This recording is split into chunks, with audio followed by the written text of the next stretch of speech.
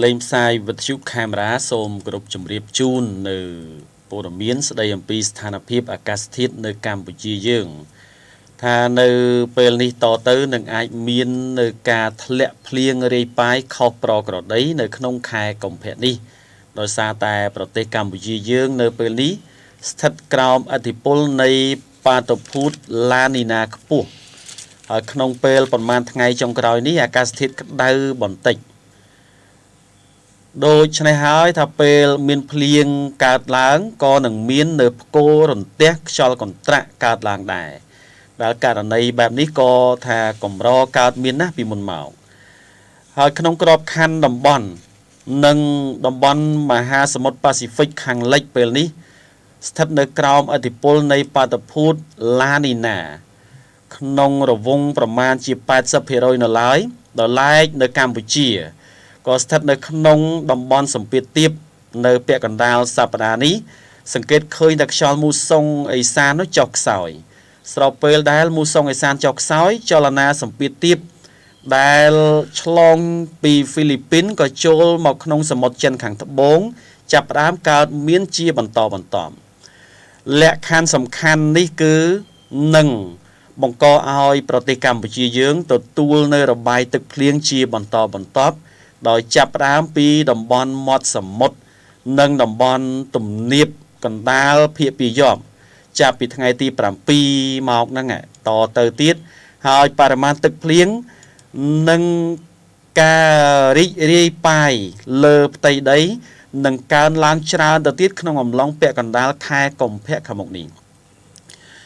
ដូច្នេះហើយក៏សូមជម្រាបដល់បងប្អូនប្រជាពលរដ្ឋដែលបានជ្រាបនិងត្រៀមនៅការប្រុងប្រយ័ត្នក្រៃលោមានការធ្លាក់ភ្លៀង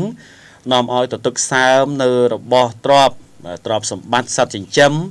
ឬផលដំណាំរបស់កសិករយើងជាដើមផងហើយនឹងប្រយ័ត្នខ្យល់កន្ត្រាក់នៅផ្គររន្ទះដែលអាចបង្កទៅជាការខូចខាតមហន្តរាយប៉ះពាល់ដល់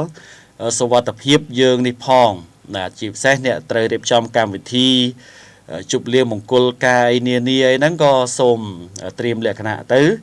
ទាំងម្ចាស់កម្មវិធីទាំងចុងភៅទាំងតន្ត្រីសម័យអីផងដែរនោះបាទហើយនឹងប្រយ័ត្នមួយទៀតបាតុភូតដែលកើតជាខ្យល់កន្ត្រាក់បោកខ្លាំងអាហ្នឹងក៏ជាបញ្ហាធំដែរដូចជាកាលពីសប្តាហ៍មុននៅស្រុកម៉ាឡៃនោះក៏រងការបោកយ៉ាងខ្លាំងពីខ្យល់កន្ត្រាក់ទៅហ្នឹងក៏បណ្ដាលឲ្យខូចខាតផ្ទះរបស់ប្រជាពលរដ្ឋមួយចំនួនផងដែរអញ្ចឹងក៏សូមជ្រាបហើយនឹងបង្កើនការប្រុងប្រយ័ត្នណាហើយសូមជម្រាបដំណឹងនេះតគ្នាទៅផងហើយក៏ជម្រាបជូនមួយចំណែកដ៏ពិសេសមួយទៀតបាទគឺនំគូឆាយពូស៊ីមបាទបើកលក់ពីម៉ោងពេលថ្ងៃរសៀលតទៅហើយមានជាតិបំពងថ្មីចង់ក្រៀមក៏បានចង់ទុនក៏បានចង់យកឆៅទុកជាតិបំពងខ្លួនឯងពេលក្រោយក៏បានបាទគឺលក់រាយលក់ដុំឯតាមលោកអ្នកអាចទទួលទានផ្ទាល់ឬក៏ចង់ច្រកខ្ចប់ទៅកន្លែងផ្សេង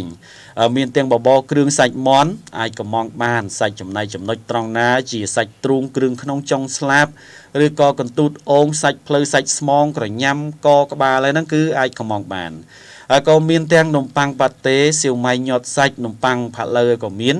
ទាំងលតឆាពងទាចូលភ្នៅយ៉ាងឆ្ងាញ់ពិសេសទៀតផង